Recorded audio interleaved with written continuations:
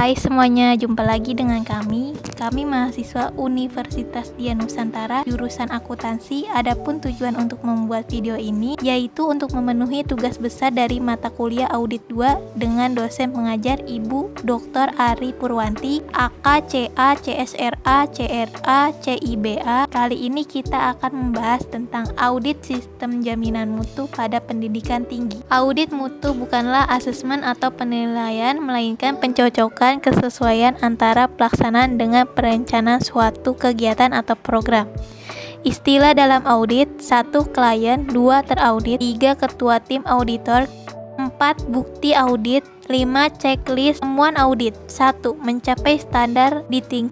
Melampaui standar ditingkatkan, 3. Belum mencapai perlu tindakan koreksi, 4. Menyimpang perlu tindakan koreksi. Tindakan koreksi adalah tindakan yang diambil untuk meniadakan sebab-sebab ketidaksesuaian, cacat, atau hal-hal lain yang tidak diinginkan sehingga dapat mencegah pengulangan hal-hal di atas untuk mengarah pada peningkatan mutu secara berkelanjutan.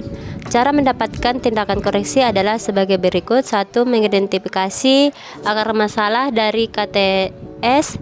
2. Menganalisis semua penyebab terjadinya KTS. 3.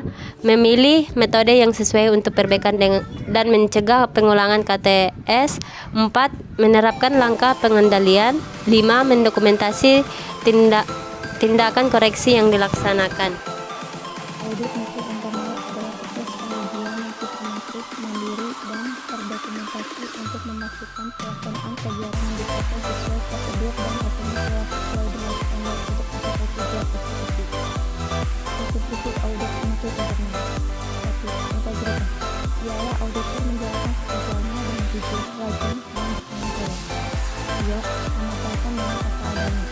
Ialah auditor harus menjalankan aturan hasil audit yang sesungguhnya. 3. Dilakukan dengan profesional.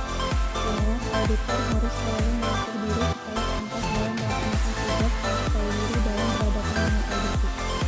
4. Menjaga kerahasiaan. Ialah auditor harus bijaksana dalam menggunakan informasi yang disampaikan pada saat audit. 5. Bebas. Ialah auditor harus tidak memihak dan berlaku objektif. 6. Pendekatan berdasarkan bukti. Ialah audit harus dapat memverifikasi bukti. Istilah mutu audit internal. 1.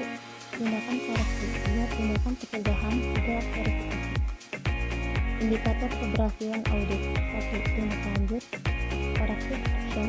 2. Implementasi, rekomendasi. 3. Repeat order atau minta diaudit kembali. 4. Diskusi pimpinan pendidikan tinggi dan audit. Manfaat audit mutu internal pada perguruan tinggi. 1. Mengetahui konsistensi penjabaran kurikulum dan silabus dengan tujuan pendidikan dan kompetensi lulusan yang diharapkan atau learning outcome. Yang kedua, mengetahui konsistensi perencanaan, pelaksanaan, dan evaluasi proses pembelajaran terhadap pencapaian kurikulum dan silabus. Yang ketiga, mengetahui kepatuhan perencanaan, pelaksanaan, dan evaluasi proses pembelajaran terhadap manual prosedur dan instruksi kerja program studi. Yang keempat, mengetahui kecukupan penyediaan sarana prasarana dan sumber daya pembelajaran, penelitian dan atau pengabdian kepada masyarakat. Yang kelima, mengetahui konsistensi perencanaan, pelaksanaan, evaluasi, penelitian dan pengabdian serta kerjasama.